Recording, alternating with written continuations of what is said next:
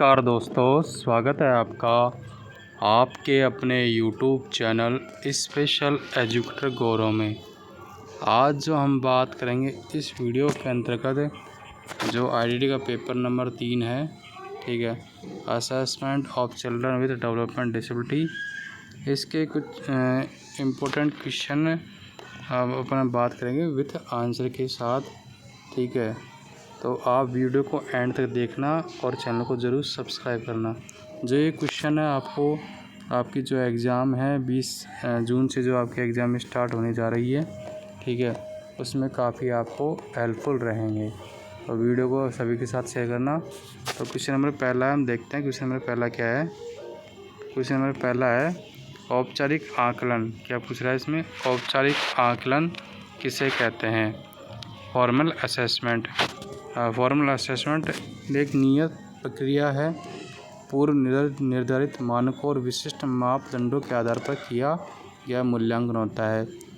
इसे इस तरह डिज़ाइन किया जाता है कि यह समानता, निष्पक्षता, मूल्यांकन की विश्वसनीयता सुनिश्चित करे।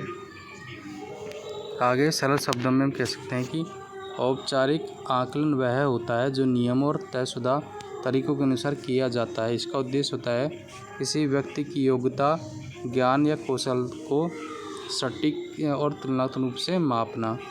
ये कहता है कि यह नियम, ठीक है, और जो तरीके होते हैं, ठीक है, उनके अनुसार औपचारिक आकलन किया जाता है। इसका उद्देश्य होता है व्यक्ति है, उसकी योग्यता, उसके ज्ञान या कौशल को क्या है, सटीक और तुलनात्मक रूप में मापना औपचारिक आकलन में किया जाता है।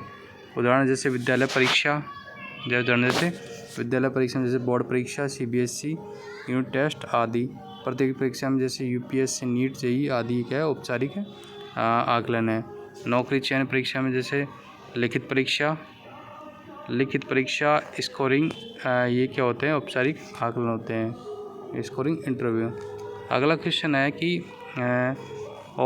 आकलन की प्रक्रिया में विषय शिक्षक की भूमिका क्या क्या होती है? तो देखो, पहला है कि पूर्व आकलन डेटा संग्रह करना। विद्यार्थी की पिछली शैक्षणिक और चिकित्सीय जानकारी क्या है, इकट्ठा की जाती है विषय शिक्षक के द्वारा। अभिभावकों और अन्य शिक्षकों की चर्चा विषय शिक्षक को करनी चाहिए। व्यक्ति की विशेष आवश्यकताओं की पहचान करना। सीखने, संप्रेषण, व्यवहार या संवेदी मुद्दों को क्या है, समझना।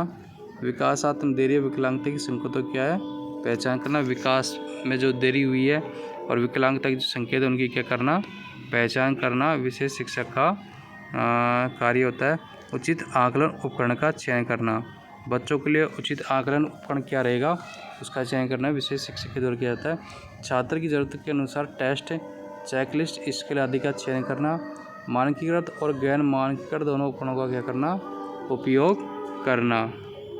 अगला है आकलन का संचालन करना।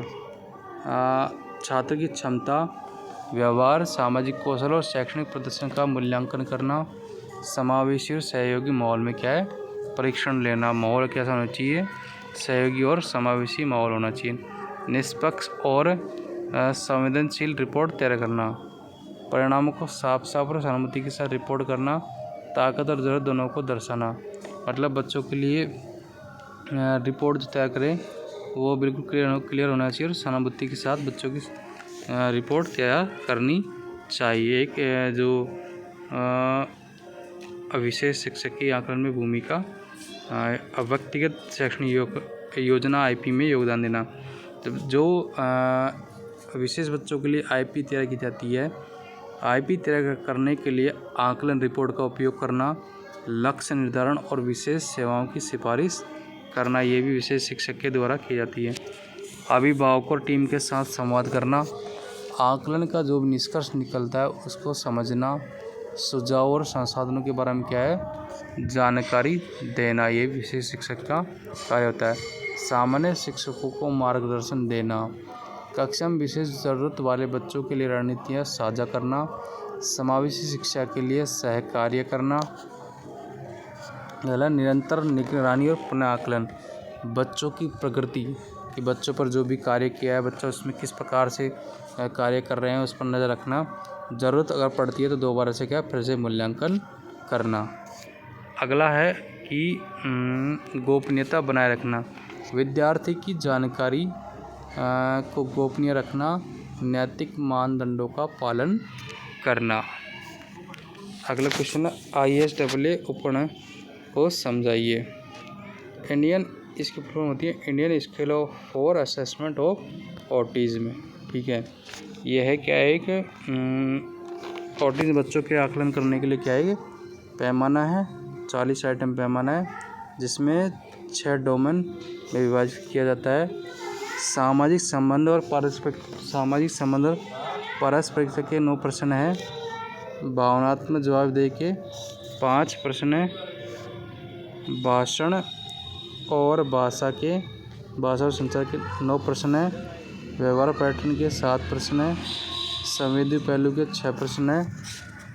संवेदी पहलू कितने 6 प्रश्न हैं। और संज्ञानात्मक घटक के 4 प्रश्न हैं। ISAA के प्रत्येक आइटम के लिए स्कोर होता है 1 से 5 स्कोर होता है प्रत्येक आइटम के लिए। स्कोर 1 दुर्लभ।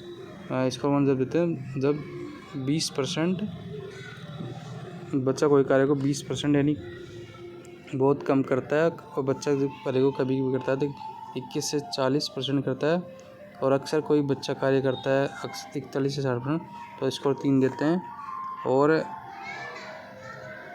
स्कोर 4 देते हैं। अधिकतर बच्चा कोई कार्य करता है 61 से 80% कर लेता है, स्कोर 5 देते हैं जब 81 से 80% कार्य कर लेता है। स्कोरिंग माता पिता की जानकारी और ISAA के मैनुअल से दिशा निर्देशों के बाद बच्चे के अवलोकन पर आधारित है। उच्च समर्थन आवश्यकता से आप क्या समझते हैं? उच्च समर्थन का मतलब होता है कि उन व्यक्तियों या समूह से जिन्हें अपने दैनिक जीवन विकास या कार्य क्षमता को बनाए रखने के लिए लगातार और गहन सहायता की आवश्यकता होती है। अपना दैनिक जीवन, ठीक है, जो दैनिक जीवन में जो भी कार्य करता है, ठीक है, और विकास या कार्य क्षमता को बनाए रखने के लिए लगातार और गहन सहायता की, मतलब किसी दूसरे की सहायता की आवश्यकता होती है। यह सहायता शारीरिक हो सकती है, मानसिक हो सकती है, सामाजिक हो सकती है, या बौद्धिक ज़रूरतों के आधार पर भी हो सकती है। इसका प्रयोग अक्सर विशेष आवश्यकता वाले लोगों के संदर्भ में किया जाता है, जैसे बौद्धिक या विकासात्मक विकलांगता, बौद्धिक विकासात्मक विकलांग जिन्हें सीखने, संवाद करने या सामाजिक कौशल विकसित करने में कठिनाई होती है। मानसिक स्वास्थ्य समस्याएं जैसे गंभीर अवसाद,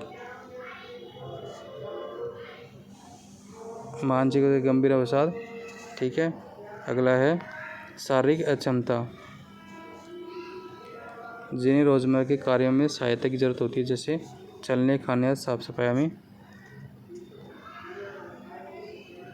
बुजुर्ग लोग जिन्हें बढ़ती उम्र के कारण अधिक देखभाल और सहायता होती है। बुजुर्ग लोग जिन्हें बढ़ती उम्र के कारण अधिक देखभाल और सहायता चाहिए होती है। आकलन किसे कहते हैं? आकलन काश्यों सूचनाओं को एकत्रित करने की प्रक्रिया के द्वारा विद्यार्थियों के संदर्भ में किसी विषय के बारे में क्या निर्णय प्रदान करना आकलन कहलाता है। ठीक है, कोई सूचना है, सूचना को एकत्रित करने की प्रक्रिया के द्वारा, ठीक है, उनकी सूचनाओं के माध्यम से विद्यार्थियों के बारे में किसी विषय के बारे में निर्णय प्रदान करना आकलन कहलाता है। आकलन में क्या है, ठीक है, आकलन की प्रक्रिया में प्रदत्त जो कार्य प्रदर्शन परीक्षण का प्रयोग किया जाता है। आकलन में छात्रों को बिना अंक अथवा ग्रेडिंग के क्या दिया जाता है, फीडबैक दिया जाता है, ताकि शैक्षिक उद्देश्य की प्राप्ति में अंतिम मूल्यांकन के पूर्व क्या हो, सुधार संभव हो सके। ठीक है, बिना अंक नहीं दिया जाता, ग्रेडिंग फीडबैक दिया जाता है, ताकि शैक्षिक उद्देश्य की प्राप्ति में अंतिम मूल्यांकन में क्या हो, सुधार संभव हो सके। तो आई होप दोस्तों, जो मैंने आपको कुछ 4-5 क्वेश्चन करवाए हैं, आपको वीडियो अच्छा लगा तो, क्वेश्चन अच्छे लगे तो अपने दोस्तों के साथ ज़रूर शेयर करें। अगर आपको इसकी PDF चाहिए, ठीक है, इसकी PDF चाहिए तो मेरा टेलीग्राम चैनल है स्पेशल एजुकेटर गौरव, उसको जरूर ज्वाइन कर ले, जिसकी लिंक मैं आपको डिस्क्रिप्शन में दे दूँगा। मिलते हैं नेक्स्ट में, तब तक के लिए धन्यवाद।